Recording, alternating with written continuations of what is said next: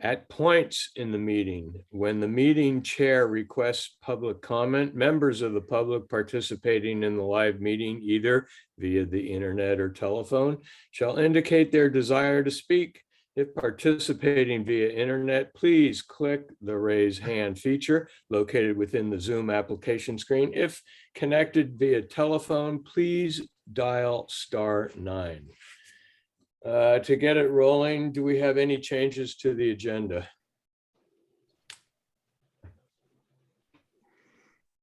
Nope. Let's call to order then. Where's my TIFF? Right here. Board President Shea. I'm here. Excellent. Director Case. Here. Director Kilkenny.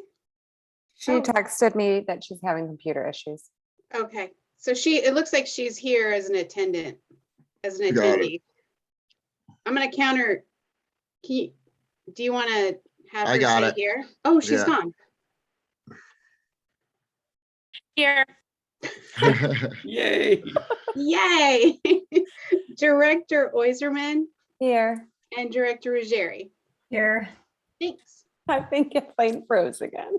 Sorry, the face. Oh, that's so cute though. Okay, before we get rolling with the rest of the agenda, we have resolution number 2021-08. Making finding that the proclaimed state of emergency continues to impact the ability to meet safely in person, and declaring that the Board of Directors, Fire Commission, and Park and Recreation Commission will continue to meet remotely in order to ensure the health and safety of the public. We need to approve this or not approve it. Do I hear a Right. motion?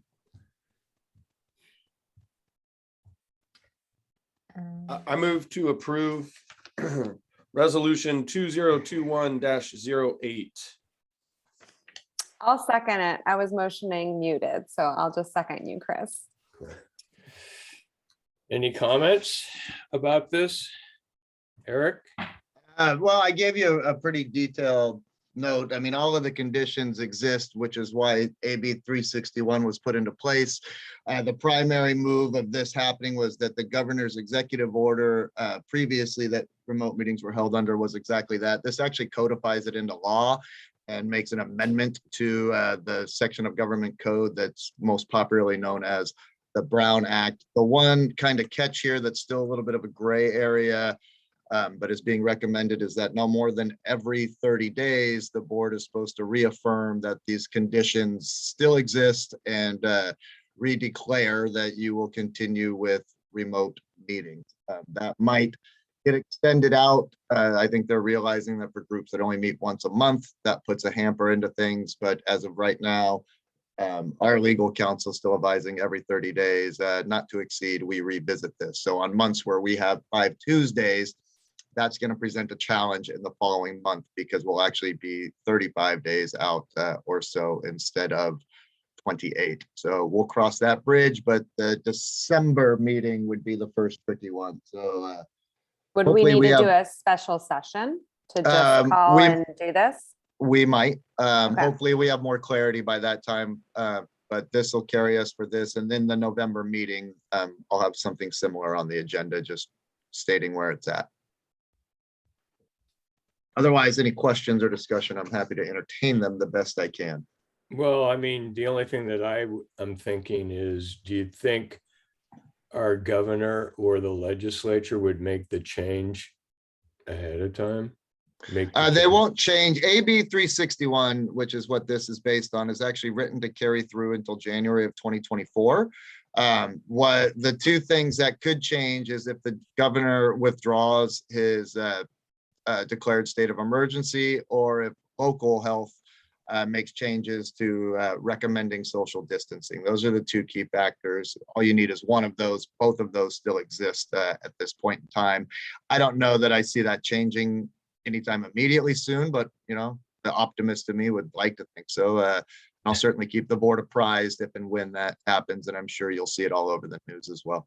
Okay. All right. Thank you. Mhm. Anybody else? I Anything just from like it for the pub- fact that I think more people can attend our meetings because they don't have to leave their homes. Oh, that means we will have a bunch of the public chiming in then? But potentially, Or we won't have computer problems if we go back from. Well, and unfortunately, we just don't really have the resources nor the technology to do a hybrid meeting. There was also legislation passed that once this all goes, that counties and large cities, I believe over 75,000 in population, are going to be required to do a hybrid meeting a in-person location as well as a real-time remote access. There's a reason that it's only large cities and counties, just because most small cities and certainly the vast majority of special districts just don't have that technology nor the resources to put that technology in place. I do agree with Chris, though. I think, it does give at least more of an opportunity for, additional members to join. There's hope. Everybody can Zoom on their phone. I'm sorry, did you call for public comment, Bill? After everybody else is done, yeah. Okay. I'm done. Okay, then once again, for public comment, you can use the raise hand feature. I don't see any public comment at this time, Bill. Awesome. Then I'll call for a vote. Board President Shea, Aye. Director Case, I, Director Kilkenny, Aye. Director Oiserman, Aye. Director Ruggieri. Aye. Thanks. Thank you. I guess that means we'll adopt the agenda as it is. And then now we move on to the consent calendar. Draft minutes of the regular meeting and the draft minutes of the special meeting that we entertained and the bills paid. I had a couple. Oh, let's see here. Where was that?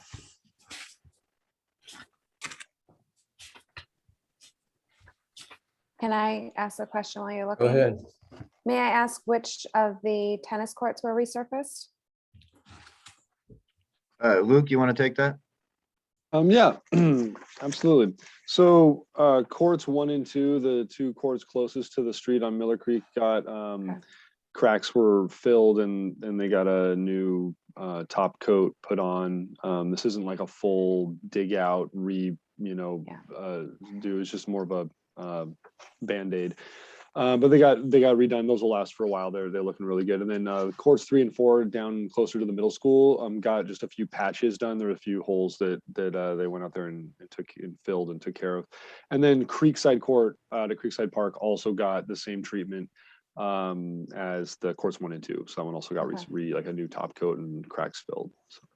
Okay, because I know a while ago we had talked about the possibility of needing to redo, but we're still able to kind of patch everything and just resurface. That's good. Yeah, I'll talk more about that in my report. So Okay. kind of where we're at with all those, but yeah, that's correct. All right. And Where's then, Court? go ahead. Creekside Court, is that what you're asking? Yeah, where's the Creekside Court? It's on Creekside Drive at Oh. the Creekside Park. It's in Lucas Valley Estates. It's at the park in Lucas Valley Estates. Okay, I figured, I just wasn't sure, but thanks, Luke. So I didn't mean to, yeah. Well. So Luke, that was seven grand for all of that, right? That's Yeah. what it looks like. And then how long do you think it'll last? Well, I think that just reflects the initial deposit. The courts were more expensive than that. We'll have the second installment, I think, in the next consent calendar. Is that right, Eric? Probably. Okay. But the top coat is we expect to last about 3 to 4 years, depending on the weather. Right now, with the drought, the courts have been taking a toll. The courts have been in bad shape because of the lack of moisture. And so it's hard to predict, but we've been getting about 3 years out of the courts when we do this treatment. And we've got them on a cycling basis to keep them all kind of in good shape. Oh, okay. Thank you. Yeah, we normally don't do that many at once too. We actually didn't do this scheduled work last fiscal year, which is also why Creekside was done at the same time. To Luke's point, we usually address one court per year, kind of at a 3 to 5 year rotating basis. And the work didn't happen as anticipated last year. And so this year we did a little bit more than we normally would in a given year, but now they're all in good shape. Okay, and then the bills to Murray Building and Bill Hansel. Was that the first payment to Murray? No, that was the second payment to Murray, and everything is done. He submits, work to date, and then the architect signs off on it that, yep, this has been completed and has been completed satisfactory. And then there's a retention to that too. So it's all everything up to date. And then I believe it's either a 5 or a 10% retention. I think it's a 5%, don't quote me. And then all of that'll come through at the very end of project. All right, thank you. Yep. That's all I had. Anybody else? You just asked one of mine, so. Anything from the public? You have no public comment though. Really? Okay, on to E. Oh, wait, we have to approve the consent. Mhm. Do I hear a motion? I motion to approve the consent calendar as written. For the Second. draft. Okay. Sorry, No, I jumped the I mean- gun. Go ahead. for the draft minutes of the regular meeting from September 14th, 2021, the draft meeting minutes from the special meeting of October 5th, 2021, and the bills paid. I still second. I'll call for a vote. Board President Shay, Aye. Director Case, Aye. Director Kilkenny, Aye. Director Oiserman, Aye. Director Ruggieri. Aye. Thanks. Thank you all. Now on to public comment. Open time for items not on the agenda.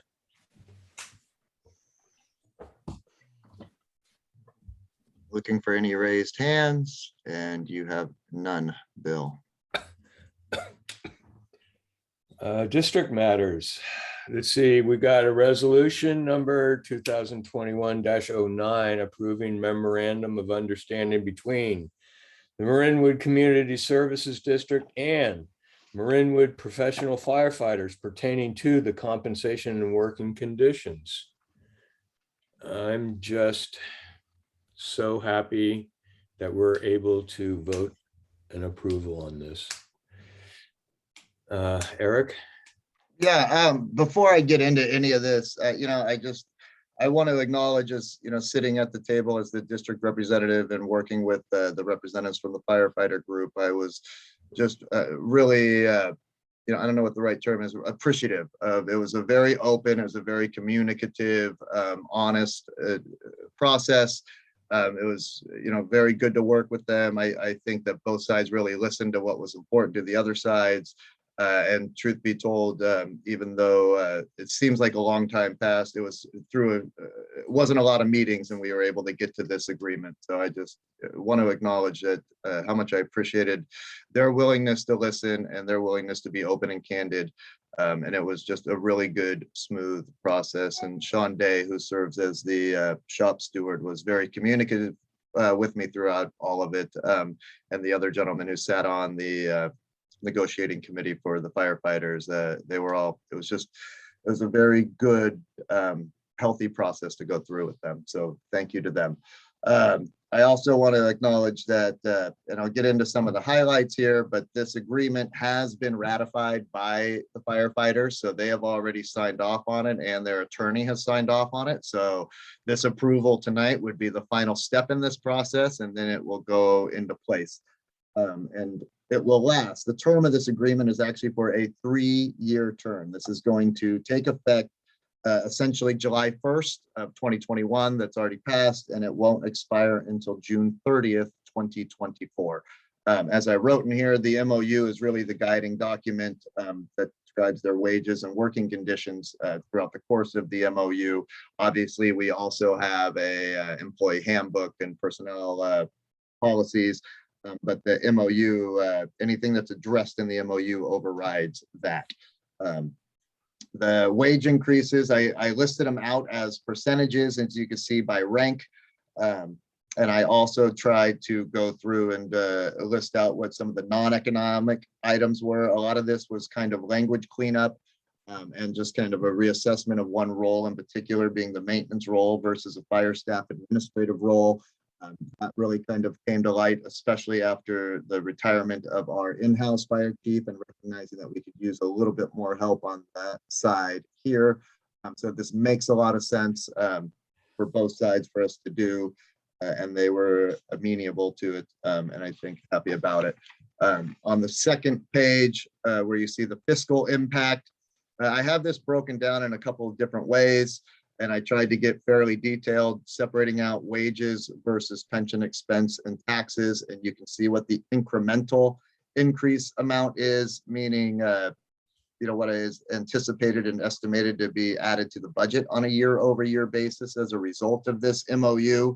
I do want to point out, and I feel I should, that while you add it incrementally year over year, the total incremental cost is $126,753, but you have to remember that these amounts compound. So $42,000 for year one also goes into year two and adds that to the $41,000, and year one and year two add into the year three increase. So you have a total cost increase anticipated at just over $253,000 over the life of this 3-year agreement.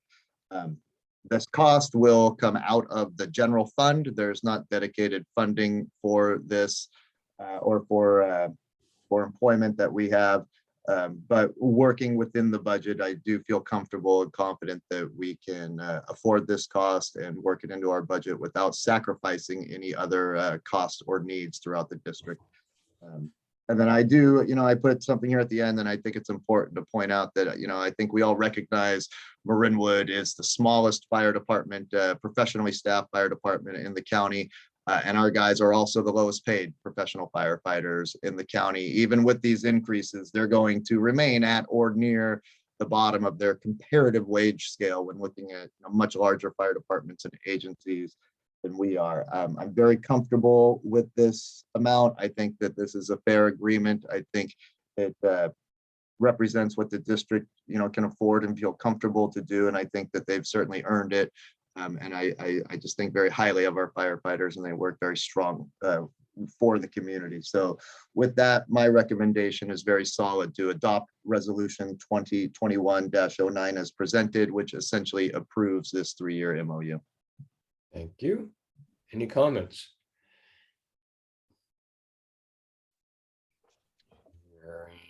Any comments from the public? Looking for raised hands, and you have none, Bill. Well, then I'd like a motion to approve. I motion to approve Resolution 2021-09, approving the memorandum of understanding between the Marinwood Community Service District and the Marinwood Professional Firefighters pertaining to compensation and working conditions. I'll second. Thank you. Call for a vote, Tiff. Board President Shea, Aye. Director Case, Aye.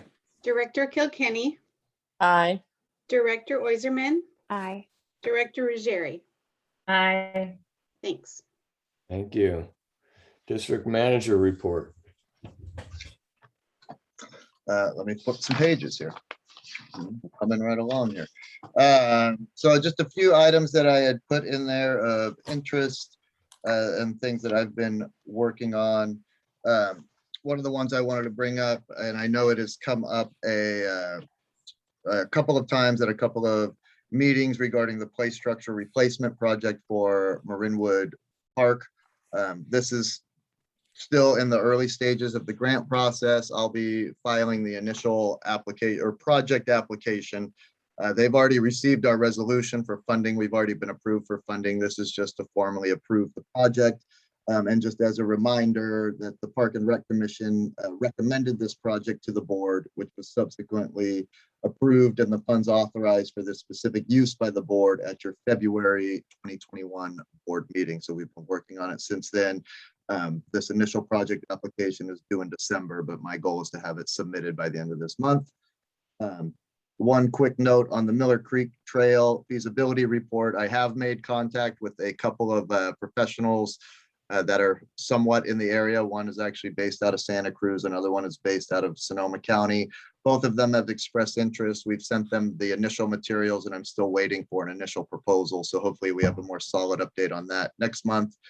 There's not a deep pool of people who do this kind of work and everybody's pretty busy. So, but they did both express interest in responding. So I'll be following up if I don't hear shortly. And then one other note, mostly because it came up at the last board meeting, at the bottom regarding cell coverage concerns in Lucas Valley. I did and have spoken with Supervisor Connolly's office about this, and the emergency manager for the Santa Fe Fire Department, person named Quinn Gordon, also reached out to the Office of Emergency Services for Marin County, who also has some connections, with the regulatory agencies, and Connolly also has some connections with some of the providers, and both of them have offered to at least look into this and do what they can. Obviously, their authority is strained, but just wanted to let them know that there are other parties that are working on and hopefully trying to pursue this to some degree of success is unknown yet. Otherwise, if there's any other questions, the only other thing I would say is just earlier today, we blasted some announcements via social media regarding upcoming commission term appointments. Typically, we appoint in November for terms that start in January. We do have multiple opportunities on both commissions, both from commissioners whose terms are ending, and I'm not sure if they'll be reapplying yet, as well as just some currently vacant spots that could be filled. I did have one member of the community reach out in regards to the PNR Commission and was interested in learning more. So we will see where that goes, and then hopefully through some of our blasts on social media next door, and we get a little bit of interest, and I have some people to present to the board next month for potential appointment to both commissions. Awesome. Thank you. Yeah. Any comments? Wow. Maybe we should, mention to Damon and have Quinn also reach out again. Say we had another fire today. Well, I'm sure he's well aware. Hint, hint, hint, hint. Sorry. Anything? Any comments from the public? Looking for raised hands. I don't see any, Bill. There is no comment. Wow. Okay. Thank you, Eric. On to fire matters. Okay, we've got to approve 2 agreements. Can we do them both at the same time or one at a time? I would prefer we do them one at a time. Okay. Just some background, especially for the board members who weren't here this time last year. These are annual agreements. They're very much they're formulaic in how they're set. We have been having these agreements in place probably for 30 plus years at least. How they're calculated is very set in stone. It's a fairly complex yet annually used formulas for both CSA 13 as well as the county facilities, the juvenile hall site, and Rotary Village, which is the other agreement. As you see in my little note here, I put together estimates on what I believe that they will come out to be back in May when the board approves the budget.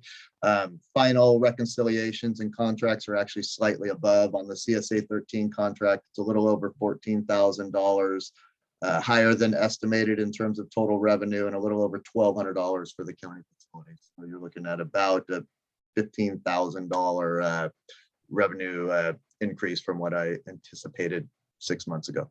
Okay. Yeah. So we need an approval on the agreement between the County of Marin and Marinwood Community Services District for the fire protection and emergency services to County Service Area 13. That would be great. Yay. So. You do I need hear somebody a to motion? We have Yes, to ask for please. public comment first. You can motion, you just can't take a vote until you ask for public comment. Go ahead, Chris. Well, I would certainly move that we approve the agreement between County of Marin and Marinwood Community Services District for the fire protection and emergency services to CSA 13. Thank you. I'll second. Cool. Any comments from the public? You have no public comment, Bill. Oh, call for a vote. Board President Shay, Aye. Director Case, Aye. Director Kilkenny, Aye. Director Oyserman, Aye. Director Ruggieri. Aye. Thanks. Next up is the agreement between the County of Marin and Marinwood Community Services District for fire protection and emergency services for the juvenile hall site. And we need a motion to approve on this one also. I move to approve the agreement between the County of Marin and Marinwood Community Services District for fire protection and emergency services for the juvenile hall site. I'll second. Thank you. Any comments? Nope. Any comments from the public? You have no public comment, Bill. Wow, I'll call for a vote. Board President Shay, Aye. Director Case, Aye. Director Kilkenny, Aye. Director Oyserman, Aye. Director Ruggieri. Aye. Thanks. Thank you all. Now we have a discussion and potential appointment of Marinwood Board Director to serve as Marinwood representative on the Marin Wildfire Prevention Authority Board of Directors. Currently, I'm sitting on that board. It's been very, very interesting, but And you do a great job. It's Savon sits as the alternate, and she has filled in that role a couple times. There is not a requirement to appoint any or replace any new people or even to reaffirm appointment. There are no term limits or how long they can stand. This is at the discretion of the local agencies that are members of the Marin Wildfire Prevention Authority. It just had been a year since these last appointments were made. So in talking with President Shea, we thought that we should at least put it on there to see if there was any other interest amongst any other board members on joining this. The meetings typically are monthly on the third Thursday of each month at 3 o'clock. They have been remote. I don't, at some point they'll have to go back to in person, and I don't know if they have an in-person location, but again, I don't see that happening immediately anytime soon. So I tried to list your possible board actions, which could be, appoint a Marinwood CSD board director to replace President Shea to serve as the primary rep. Appoint a Marinwood CSD board director to replace Director Oyserman, serving as the alternate, or you could replace them both, or you can take no action whatsoever, which essentially keeps them both in their current roles, should they be so willing. any comments anywhere along the line? Are you willing? Yeah, no, All right. it's been more than interesting. It's a voluminous reading material every month. That's all I can say about it. They have meetings, executive board meetings, at least 3 or 4 a month, and what comes out of all of that is it's a lot of reading material to keep up with. That's all. It's more than interesting though. But if somebody wants to be the alternate, they haven't sent any reading material my way. I'm just saying. I'm happy to continue on as this, but if you want to be an alternate. And the Yeah, couple because- meetings that I went to, because during tax season, Sure. Bill tends to bow out, or if tax season gets moved, those are the only times that you are definitely the one Yeah. who's in charge. Which is fine. It's hard to get away. I'm not in charge of the taxes in our household, so it's okay. That's, I am too. Aren't we in tax season right now, technically, since it was extended? I wasn't asked to There's sit in on there's any the meetings. 10:15 deadline. Oh, okay. That's what I thought. It sounds interesting to me, but the 3 o'clock kills it for me. I can't get out for that. Yeah, 3 o'clock's a hard one. I just make sure that I'm out of the office and able to get on to the computer then. That's Yeah. all. Maybe next time around. It's a reminder. No, if everybody's good with it, I'm good with it. So Cool. I'm good with staying the alternate. Thanks, Okay. you guys. It's nice of you. Thank you. I will say one thing to think about is around this time next year, depending on whether they decide to rerun for election or not run for election, or not be elected, or whatever the case may be, just recognizing that both Bill and Savon's term on the board ends next November, a year from now. So somebody may very well need to replace them depending on the outcome of that. yeah, somewhere along the line. I Thanks. understand they're both going to run again, but Yeah. Oh, perfect. Well, we love our meetings with you guys. So Should we I call would for? miss you guys' smiley faces. well, if Call there's for- no motion, you should ask for public comment, but if there's I no was just motion, then yeah. headed towards public comment. Right. Shall we?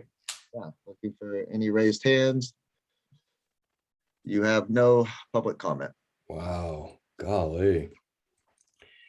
And we're gonna review the draft minutes of the fire commission meeting.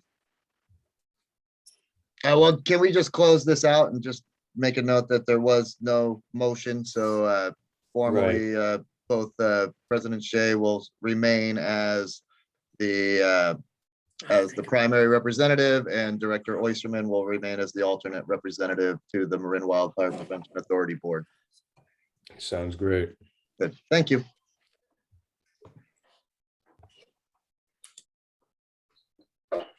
Now you can move on. Sorry, Bill. Oh. Draft minutes of the fire commission meeting. Any comments? Can I chime in here for a second, Sure. Bill? We have heard commentary in the past, at least have received comments in the past from members of the public who feel that the board is not informed on what's happening at the commissions, primarily because of the format of our action minutes, which are done this way via a formal amendment of our bylaws and an action of the board. I actually have shared some communications, and I do want to remind the public and the board, obviously, who knows, we do have each commission as a board liaison who is appointed to those commissions and represents the board to the commission, and in turn can represent initiatives and discussions from the commission to the board when desired. Our board liaison to our fire commission is Director Kathleen Kilkenny. Our board liaison to the Park and Rec Commission is Director Lisa Ruggieri. I will say they both regularly attend meetings. I can think of maybe one meeting in the past year that either one has missed from their commissions.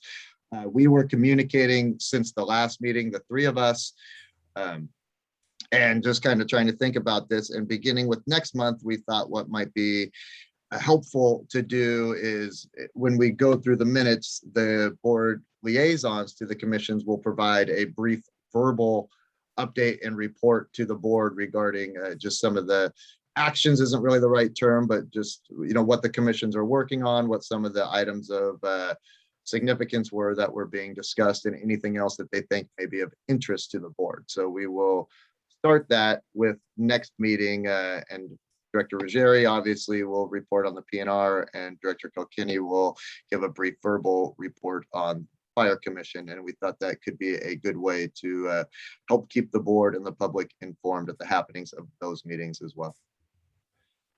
That's awesome. I actually had a couple of notes here on it, and one of them was the chair requesting the local open space fire roads and their ability to accommodate. I mean, how many different fire roads do we have in the district and the open space? We have one primarily, and That's obviously I can. Queenstone, right? That's Queenstone. I can let Chief White speak to this. There was certainly some discussion, and if Chief White wants to chime in on this, he probably has a better understanding on what was being asked on it than I do. Just curious. Good evening, directors. Yes, this is Darren White, and glad to be back. Sorry, it's been a little delay. I had a surgical procedure, and so far it seems successful. So to the question about the fire roads, I think there was some concern regarding whether or not the fire roads have been maintained, I believe, and whether or not the fire roads, our apparatus could traverse those fire roads and get to any and every location they needed to. And from what I understand, the apparatus were actually very capable of traversing all of those fire roads. I don't know if there's been any recent grading or anything else to help ensure that those roads are in an optimal condition, but I'm going to assume that they're in fairly great condition from what I've heard. The apparatus, such as the tank wagons, which are smaller, quicker mobile units that actually can go up and get to some of these locations that are fairly remote. Those smaller vehicles have off-road capability, and they're actually capable of doing it, as well as another vehicle considered to be what's called a Type 3, which also has pump and roll capability and is able to navigate fairly unique terrain. There's some considerations to using fire roads and also ensuring that the engineer who's responsible understands where not to place those units in the event of an active incident. But that being said, they learn a lot of that when they're on their strike team deployments, and they're actually some very skilled and experienced individuals in our organization, one of which is actually in our report right now, Captain Brackett. So anyway, I'll say that for now, unless there's any specific question. No, I know they graded Queenstone 3 years ago, I think, because up to that point, it was iffy if any equipment could get up there the way the erosion was on that road. But I've walked it. I walk it all the time. So currently it's graded nicely. So, right. And then Critics might say it's a little steep, but and I guess Ron was asking a question on the range of neighborhoods evacuated was larger than it seemingly needed. Is that? That was I'll on the say this. September 1st fire. I think depending on what the officials see at that moment in time, whether it be active fire activity, the direction that they believe it may be going in, or potentially what the wind conditions have been, whether or not there's going to be potential for embers to drop in other locations adjacent to the fire. I think all of these things start to be a consideration. And so to err on the side of evacuating more than necessary, I don't see a real problem or concern with that. I think also, one of the side benefits of doing something like that is that you actually are in a position to practice evacuation. And so if there's going to be any impediments or any real issues or challenges with bottlenecking or something else, that would be a good time to actually see it when you didn't really truly need to fully evacuate under an exact emergency. But I would err on the side of being cautious just because of the unknowns and the things that can, suddenly transpire in an active wildfire incident. All right, thank you. That was all I had on that meeting. Director Oysterman has something, I think.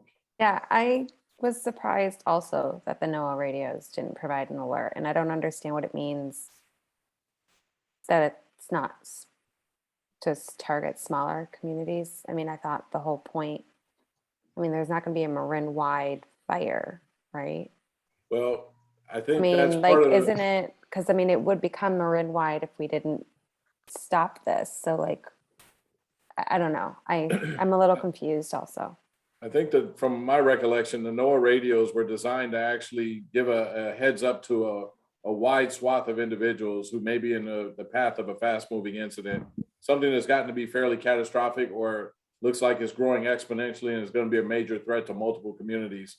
So I think they don't want to inundate people with notices about smaller incidents that may be fairly well contained, or they may have confidence is going to be resolved without crossing multiple jurisdictions, as an example. So I think NOAA is going to be selective about when they actually put information out to the users, just to make sure they don't create a situation where people suddenly aren't paying attention to NOAA notifications.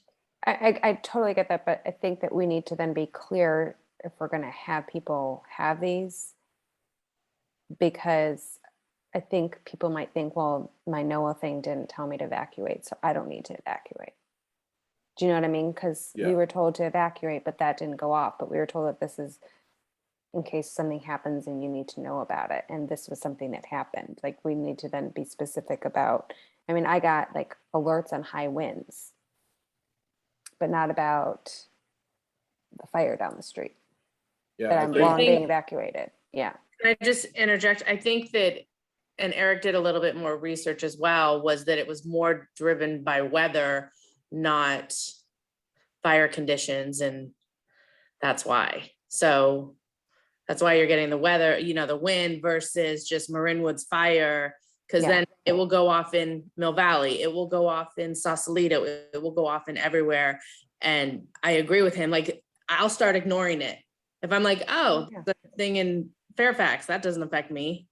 Not yet, at least, but you know what I mean? Like, it's, Yeah. so, Yeah. Oh, we just need to make sure that we're very clear to people. but I don't know how many people have them right now. Well, the point of this thing was to see if it would work, and then they wanted to recommend that everybody would get one. That was the point of this little test. Yeah. Right? I At mean, least when I was sitting on the fire commission, that was Yeah. my understanding. It may have changed. Yeah, I just think, again, the key there is they're intended to be used for major events. I did reach out to Fire Safe Marin, and they made sure to reiterate that when they do a broadcast, it's heard all over most of parts of Marin County, even into Sonoma County. And when you have an incident like you had down the road, it causes a lot of confusion as well for somebody who's many, many, many miles away and is not in any way, shape, or form impacted, that all of a sudden there's, evacuation alerts start going through. I do think, to your point, Savon, that just making sure that people understand what the intent of the NOAA radio is, and continuing to encourage people on things like Alert Marin and Nexel and the other that can be much more localized to very specific communities. Typically, a wind event does affect a large region of area too. So do you know how long the testing is going on? the pilot program, I really don't. Mhm. Okay. And I don't know what the results of it have been, or what the final outcome, or if this is, and the pilot program may very well show that for these, that it could be one of the findings for these localized events. The NOAA radios aren't what you should be relying on, but for larger scale events, weather or natural disaster related, the NOAA radios can prove to be a useful tool, especially, in things like power outages or whatever. That's why they have battery backup and can continue to broadcast information when you've lost power, you've lost internet, you've lost phone. Hey, Bill, do you mind asking in your next meeting Asking what? how long the pilot program, or Oh. we have to give feedback since we just had an incident, or? Because I and we'll get to it, it's in Chief's report, there's so many different avenues, Alert Marin, Zone Haven, like there's so many different avenues also to check that, I just wanted to see. I can reach out to Fire Safe Marin staff to find out a little bit more about the pilot program and what the parameters are. I'm not sure that the MWPA board is really going to have a lot of detail about that. So We don't have anything to do with NOAA. right. So I'll look into it on my end with Fire Safe Marin staff. Thank you. You're welcome. Anything else? I guess that means we're going to go on to the chief officer report and activity summary. Well, this is a good segue right into the first topic. Zone Haven, the emergency evacuation platform, is actually live now on the Marin County Emergency Portal. And so it's actually ready to use there. The application itself is not ready yet. And understand that it may be launched sometime in 2022, perhaps in the spring of 2022.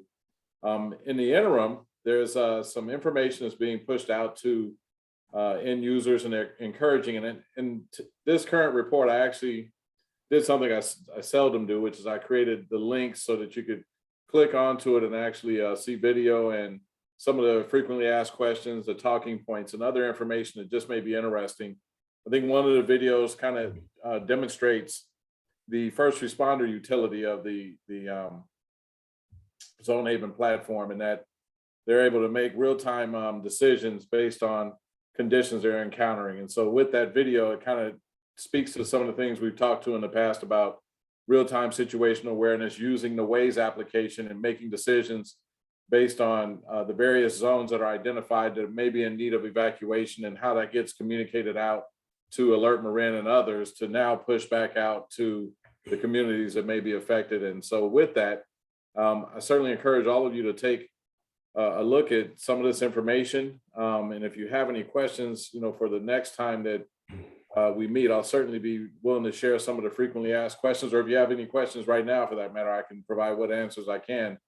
But I think the information that's there is pretty comprehensive and gives you a pretty good idea of what's going on with the Zone Haven platform. They've been recently acquired by another Marin County agency called Genesis. And so it looks like the Zone Haven platform is going to really expand and provide a lot of value added to all the different counties within our region who are utilizing Zone Haven currently, which includes Sonoma, Contra Costa, Alameda County, San Mateo County, you name it, the list goes on and on. And one of the benefits of that is that the adjacent counties now will receive information about something that may be taking place on their border or perimeter within the neighboring jurisdiction, so that they can be aware and see, is this really going to have the potential to affect communities within our county as well. So as you learn a bit more about that, I think you'll see the utility and the value. Certainly the Know Your Zone campaign is something that I encourage everyone to go and take a look at and get familiar with your zone and understand if something were to take place in your area, where would you go and how?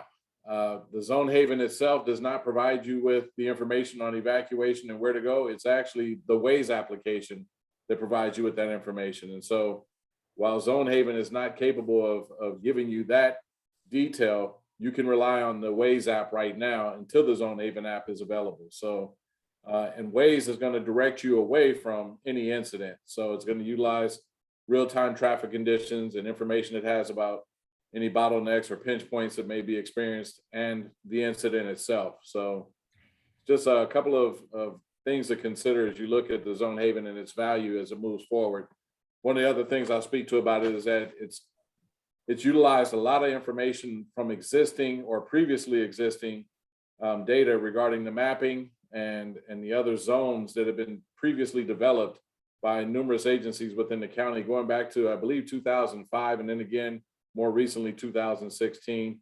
And so Zone Haven's done an excellent job of reaching out to a variety of the stakeholders who had previous involvement in mapping to ensure that what they were developing was in consideration of all those efforts that came before it. So it's just, it's force multiplied now by that much more with the Zone Haven technology and their efforts. And I think I mentioned this to the Fire Commission that, one of the individuals who was a key contributor to that is none other than Matt Sampson, who was a former Marinwood volunteer, who's now a deputy chief in South San Francisco, someone that I'm very familiar with over the years doing work in special operations. And so we got a local young man that's done really well, and he's been an integral part of that Zone Haven platform and how it successfully launched in San Mateo County. Moving forward, I'm going to speak to just some of the highlights in the report. One of the things that we look at with COVID-19 recently is that the Marin County officials spoke to or should I say, were present at a conference for the International City and County Management Association, ICMA, in Portland, Oregon recently. And they were one of 11 counties or cities that was highlighted for best practices as it pertained to some of the things involving COVID and COVID response. And I think I've mentioned this multiple times in the past about how well Marin County's done in comparison to other jurisdictions, but to be recognized by this very astute organization says a whole lot about what's taken place with Marin County, and that we've been utilizing best practices. We've actually been doing some of the things that take a look at the ability to provide testing and vaccination from a lens of equity and inclusion, and leveraging existing relationships and some of those things that maybe others would have been slow to be able to engage on had they not already had in place what Marin County officials have had in place. And so with that, as an example, they spoke to the Latinx community. 98% within Marin County have been vaccinated, and that's been through no accident. They brought the testing and the vaccination directly to the communities they thought would be most impacted.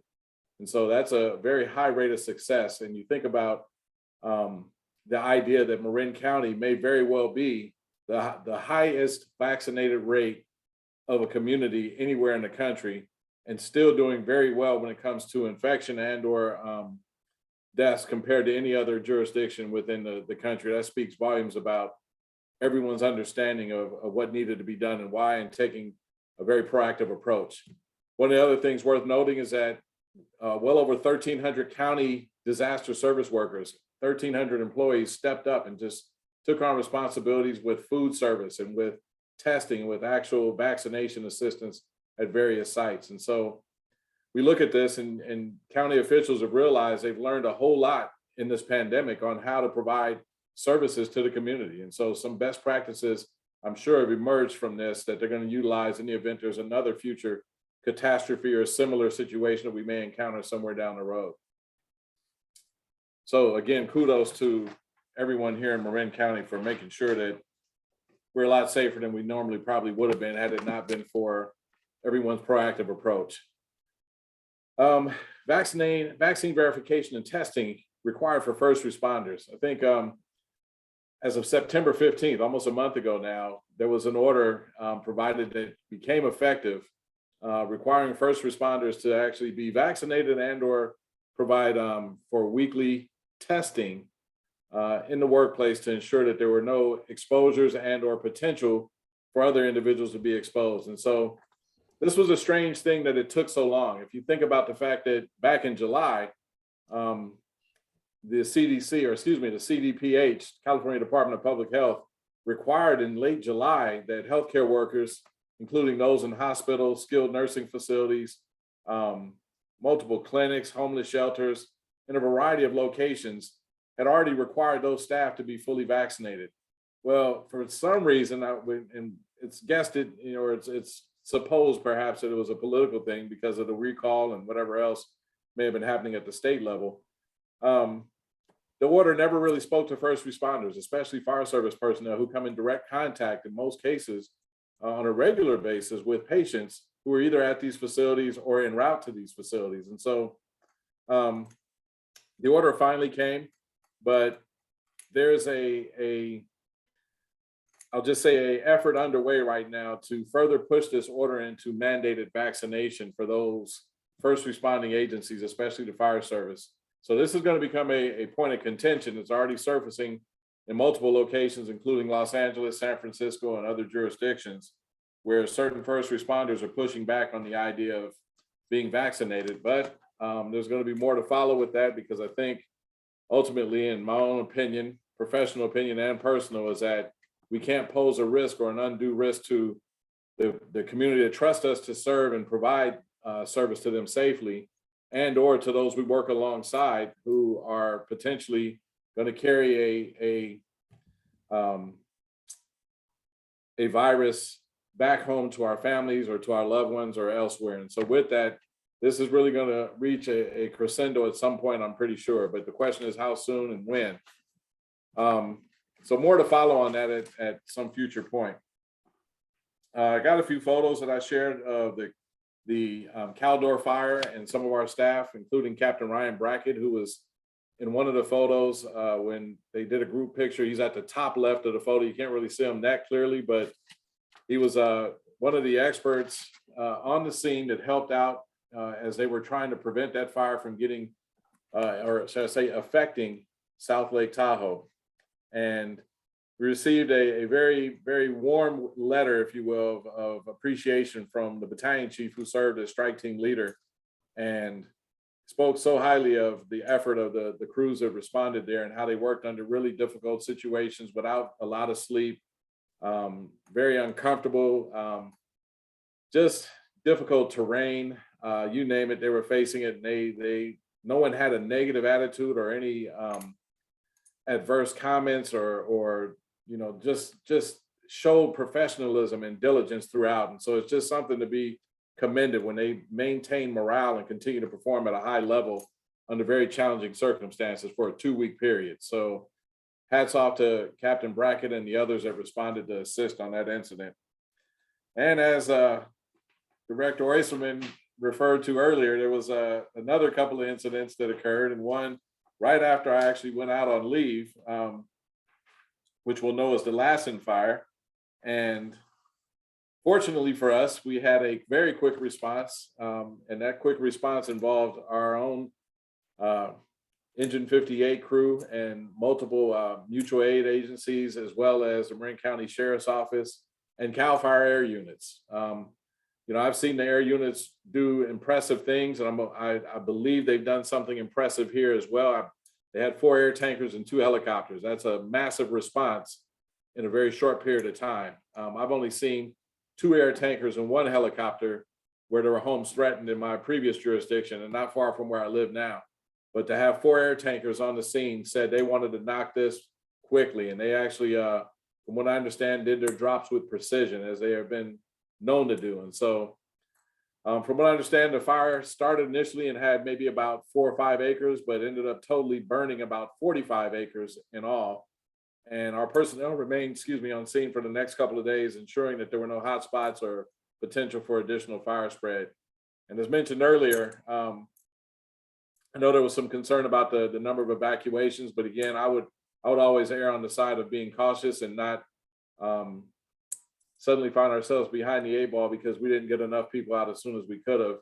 It's always easier to send people back. And by the way, that's another thing that the Zone Haven platform will do, is it'll let individuals know when it's safe to return home. So it'll provide them with updates and information that can be referenced for those who are trying to get back home as soon as they're possibly able to get back home. Fire cause in this case was determined to be machinery. Apparently some mowing equipment somewhere near the school district property may have caused a spark. And when you've got low humidity and it's a windy condition day and it's a very warm day, that's a recipe for potential disaster. And so we were able to avert disaster, fortunately. On the other end of that, Captain Papa Nicolau, he's going to conduct our after action review with some of the staff just to kind of discuss some of the lessons learned on the initial response and throughout the incident command. So there'll be more to follow on that. And if anyone has any interest in knowing about what those lessons learned are, I'll be more than happy to share those after the after action report takes place. Director Oyserman, you have a question, or is that you'd like I want to know. Okay. All right. Absolutely. And so with that, that actually concludes my report, unless someone has some other questions. Chief, any questions? Comments? I mean, question, comment, because it's me. So this was kind of close to both Mary Silvera and Lucas Valley Elementary. And it was right after school got out. And I'm just wondering, had that fire gone, like, do we, as a firefighting district plus the school district, is there some coordination for things? I mean, clearly this needs to be something that they're talking. I'm putting it out there hoping that you're going to say, oh yes, the school board and school district and the fire district have talked about this, and there are clear guidelines on evacuation for the kiddos. I will say there's probably been previous discussions prior to my tenure here in Marinwood. So I would like to leverage and learn a bit about those discussions and what traction was made there and then build on those. Yeah.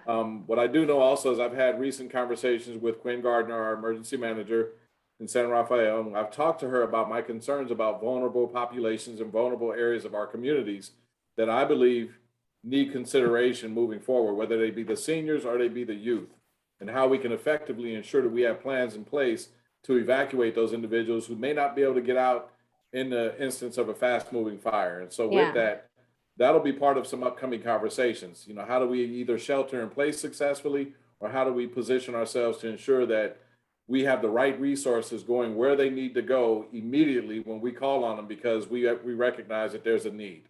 Yeah, because without, I I have mean, to say, depending on the situation, you know, it could be that we decide to stand and draw a line and keep the kids sheltered in place because it may not be feasible or possible to evacuate immediately. And so I think every firefighter understands the value of protecting our youth. And so I just want to say that, Yeah. Given that, it's just 3 schools within like that area that got evacuated. And I was just thinking, like, had the kids been in school and an evacuation notice gone into effect, like how would that have? yeah, sounded? it could have been an initial shelter in place to put units in place to ensure that there's a wall, if you will, to stop anything from affecting the buildings and or the students until such time that they could be evacuated successfully and then move forward with a firefight. Okay. So it may be more of a defensive posture at that point as opposed to an offensive posture. It could be a combination of things. But again, it really depends on the incident, on what you're going to want to do and what you're going to want to set up. Okay. Giving the information you have at that moment in time and given what's taking place, you know, when it comes to the lives you're trying to protect. So I don't have an exact answer, unfortunately, I think, but I can find out some more about, you know, what discussions have been held before, what drills have been held, what conversations have been held about potential pre-plans and what we can do to ensure that one way or another, there's a plan in place already for all 3 of those schools. And for any other areas where you believe there may be some vulnerable populations or individuals that might have some challenges getting away quickly. Yeah, what about right there, the old I'm sorry. old folks community that was right there? I don't know how they evacuated. So Yeah, right that's- where the fire was, like right behind, Yeah. like the I bet they fire, got in their- schools, and then there's the old people. I'm And sure they, that's what I think the Cars after left. action will speak to. I don't know if they all have cars, but yeah. they do. I mean, I think the community itself would, like, I went to go check on my neighbors. Yeah. You know, the ones that left, the ones that stayed, and then we had, you know, Mr. Case drive around, not this case, the other case, making sure everyone was safe too. So I think just we live in such an awesome place and we all care about our neighbors that, you know, I mean, like I called the community center and they were all making calls to get the kids picked up. So I think everyone just went into action perfectly. But if there's anything that you can report back, Chief, that we can Yes. do as to support, then I'd love to hear that too. Well, I think the first thing I want to make sure is that we've done excellent vegetation management around the perimeter of those buildings, those schools and the open spaces. So that's the first thing that gives us a fighting chance. But I can certainly find out from Captain Papa Nicola and the incident commander and what lessons they learned or what considerations they have that they felt went well and those things that they'd like to improve on for any future response. Yeah. Perfect. And welcome back again. Thank you. It's great to be back. When this is over, do you guys mind if I actually take off though? I have to go pick my daughter up from work. She started a new job quickly and she got off at about 8:30 and she texted me a couple of times. I just wanted to make sure Go, that I go. didn't. Thank I you. just wanna Glad make you're sure I wasn't healthy. needed for Go. anything else, that's Yeah. all. No, just go. Okay. Thank you. Well, Thank thank you. you all. All right. All right. Bye. Based on everything that we were listening to, were there any comments from the public? You have no public comment, Bill. Cool. Then the next thing I'd like to ask is when is the date of the next meeting? The next fire commission meeting is on the first Tuesday of November, which will be November 2nd. November 2nd. Yep. Cool. All right, and then on to Park and Rec, draft minutes.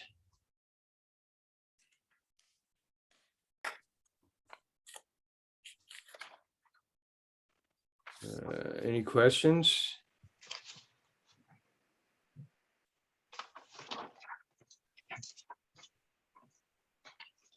Questions from the public? Looking for any raised hands. You do not have any public comment on the P&R minutes.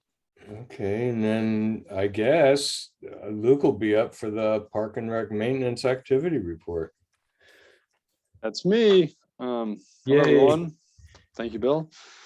I'll just touch on a few things, but the big one, we just on Friday had our big Halloween Harvest Festival, our annual Halloween Harvest Festival, and we did things pretty different this year, just trying to be mindful of health concerns and what people would want to be doing. So instead of having our normal indoor event, we moved everything outdoors and held everything in sort of a trick-or-treat walkthrough with different booths where kids were able to play little carnival games and get prizes and get candy, which was really fun. We did some where we created some of our own games and also rented a couple from one of the local like bounce house companies that rent out fun, like carnival games where you throw the rings on the bottles and you try to get different things. And we had about 10 different stations that kids could go between and get different prizes. And then we had a caution tape maze at the end, and then a pumpkin patch where people could go get a pumpkin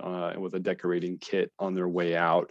So the goal was to have it be more of a kind of a walkthrough, and we wouldn't have everyone congregating, but ended up being our busiest Halloween event we've ever had, which we weren't expecting. So the lines ended up being a little long for the stations, and it was a little bit more crowded than we had anticipated, but everyone seemed to have a really good time. And even though we sold out of pumpkins, the people stayed till the end, and it was really good. Everything went really well, and so yeah, it was a great event.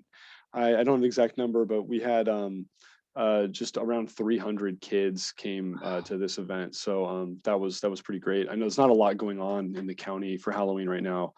So it was great to be able to provide something and do it outdoors and do it safely. So I'm grateful for all the staff and all the volunteers. The Lions Club provided a handful of volunteers that were super great and helped us clean up, and it was braved the cold out there. And also they donated a lot of candy for the event. So a big thanks to the Las Colinas Lions Club for contributing to that. And yeah, it was just a great time. So that was fun. Our next event is going to be our fall art show coming up on November 6th, and we're still working out the details for that, but that should be a really good event. We'll put out some information about that. That'll be an indoor event in November, and then after that will be our Winter Fest. Other big news: on the same day as our Halloween Harvest Fest was our last day of the 2021 pool season. So we had a good turnout for last day, and we shut it all down, and we're already making plans for the next one. So big relief. We got through a great season, and staff did really well, and I'm very grateful to all of them for getting us through this season. And for we got a ton of really positive feedback, especially this fall, being one of the only pools in the area operating normal hours and allowing people to just show up and swim without reservations, without limiting capacity, and without having a bunch of staffing problems. So I'm glad we were able to do that and provide a pretty normal season in spite of everything. So I'm grateful for that, and also grateful to be able to shut the doors for a few months and take a breather from that.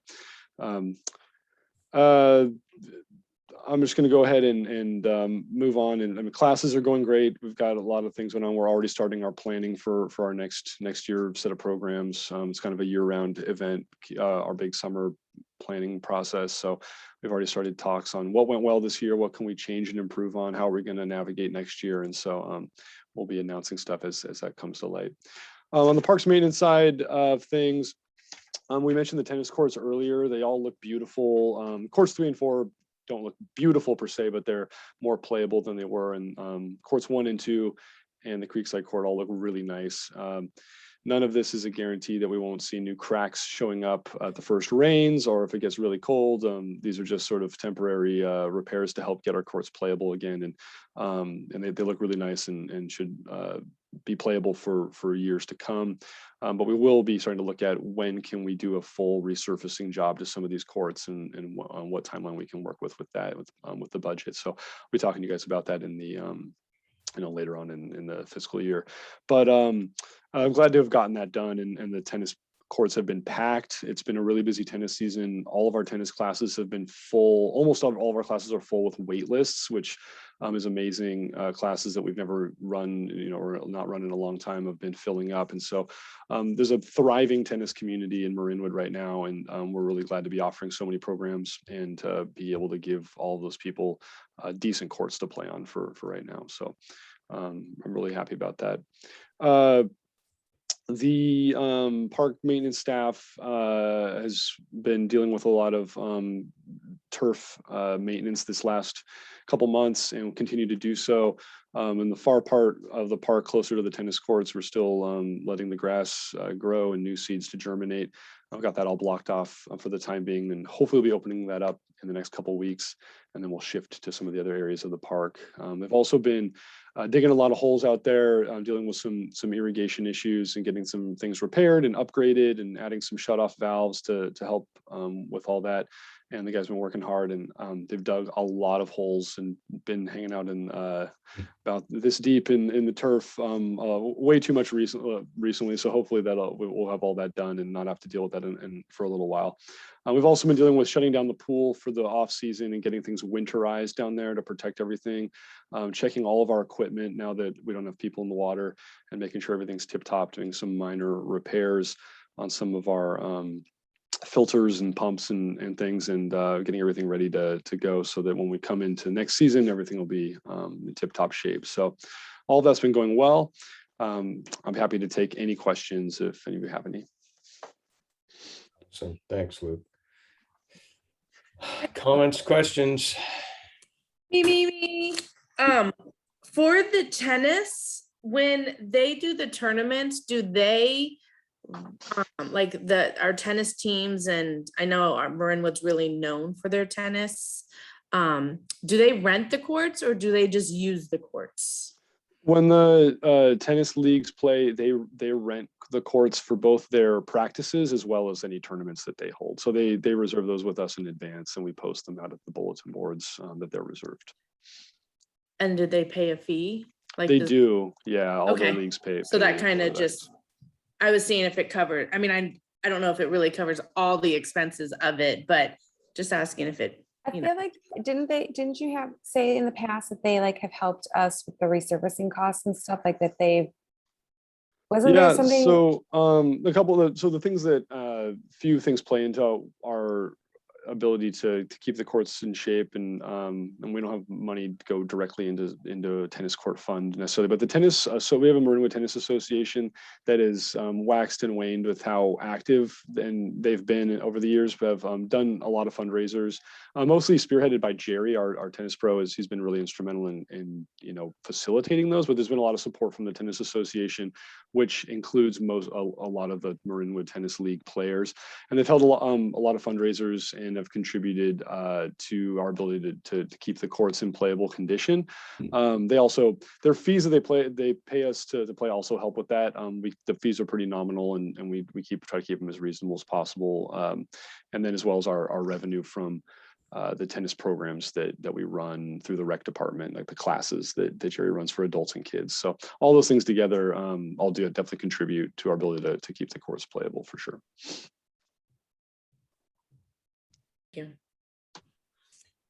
Comments Yes, go ahead. I had a question about the turf. So when we open up and then we close off, I mean, it's super exciting to see everybody on there, but I feel like this last spring, fall, summer, there's really heavy use with tents and chairs and stuff. And I'm wondering how the new turf that you guys have seeded is going to hold up to people doing that during, I mean, I'm sure the people are going to continue doing it until it's pouring rain on the weekends, right? I mean, yeah, the turf obviously does great when no one is on it. That's the best possible conditions. But no, it should be robust. People should be able to go out there and run around and Okay. set up their stuff. And I mean, there's definitely a lot of things that contribute to how well the turf holds up. But we're trying to right now we're doing a pretty concerted effort and closing it down for a long time just to get it to really take Okay. hold where it'll be able to withstand the normal wear and tear, I think, pretty well. And we do a lot of treatment throughout the season without blocking it all off. But this is sort of our post-summer like big recovery, and we're trying to Yeah. go all in to get it kind of back into tip top. So Okay. I was just worried. So I don't want we- all you guys' work to go for waste. no, we don't either. So I appreciate that. But yeah, no, it should be fine when we open it back up. It'll be okay. It's okay. They'll do it again next year. That's right. Job security. Exactly. Anybody else? Any comments from the public?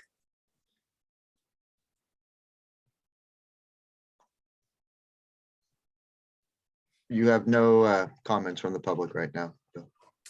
Then Luke, I guess, nice report. And I'm glad everyone had a good time Friday. It was nice, windy and cold. It calmed down right before our event started, thankfully. So it wasn't miserable. So thanks, Bill. And it was packed. I mean, my kids, this is the first year I shed a little tear that nobody wanted to go. But the neighborhood was packed. I can tell you that. Like I was like, for a moment forgot what was going on. And I was like, why are all these cars here? Oh yeah. So it was really nice to see. And all the kids were like rushing to go. So everybody looked excited. Coming know, and it's just- going. Cool. So I'm gonna guess the next commission meeting for Park and Rec is going to be October 26th. Is that? Good job, Bill. You got it. Thank you. Yes. Sorry, I didn't list those because I ran out of room and I didn't want to push. a second That's meeting. okay. I was just I was just making sure I got the dates right. That's all. You got it. Thank you. Okay, now board member items of interest, requests, and future agenda items. Anything from anybody?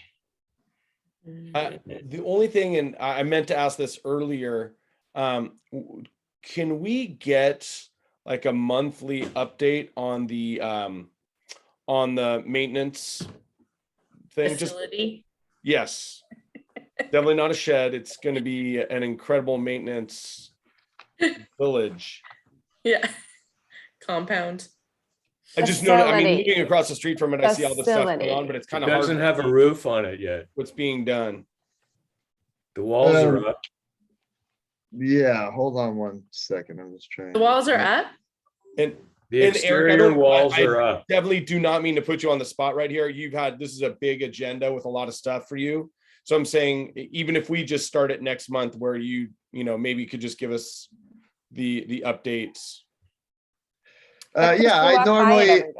I normally include it in a little snippet on where we're at in my district manager report. I was actually, now that I look at this, kind of surprised that I didn't do it this time. To your point, this has been a pretty darn busy month, but Sure. that said, yeah, no problem. I can tell you quickly, I mean, everything's still coming along. If you look at it, it's really starting to take shape and look like a building. Walls are up, interior walls are starting to get framed out as well in terms of the staff room and the bathroom and some of the storage areas inside. We have nothing right now is keeping us from believing that we're going to be falling off pace, and hopefully your monthly updates are only going to last for a couple of months because we'll be done. Nice. Anybody else? Yeah, Just I gonna- will add to that, Bill, just in saying that one of the things I've been talking and we've been revisiting is starting to piece together a request for proposals regarding the east and west end courtyards. For the, which one? The east and west courtyards. Oh, The oh, courtyard, the the- courtyards. Yeah. So I guess that would be an item of interest for next month. And then maybe an update about the trails that the two parties had said that they would look at. Mhm. Yeah, I'm just writing down, sorry.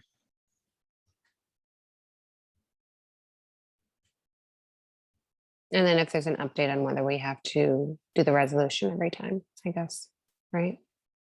Resolution for, Continuing to Online. stay online. I think we have to do it until he tells us we don't. Yeah. I know. Well, I'm just every saying, maybe 30 there's, days. maybe there's an update.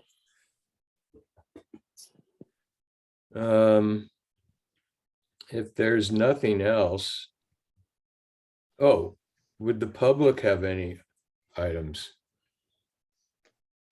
I don't see any hands raised at this time. And then obviously we have a couple of recurring items that'll be coming up next month. One I already talked about with any commission appointments from interested members of the Right. community. And then in November, we always have to do a resolution regarding the new health rates as set by CalPERS medical health. Okay, Those will be on next month's agenda, as will a P&L statement from Q1. if there is nothing else, I would like to entertain a motion to adjourn. Go ahead, give A motion to adjourn. a second. Call for a vote. President Shea, I, Director Case, Aye. Director Kilkenny, Aye. Director Oiserman, Bye. Director Ruggieri. Aye. Thanks. it sounds great. That's This a wrap. meeting is now adjourned. All right, Good night, everybody. thank you all. Go Giants. Yeah, Giants. Bye. Bye. take care, everyone. All right, bye now.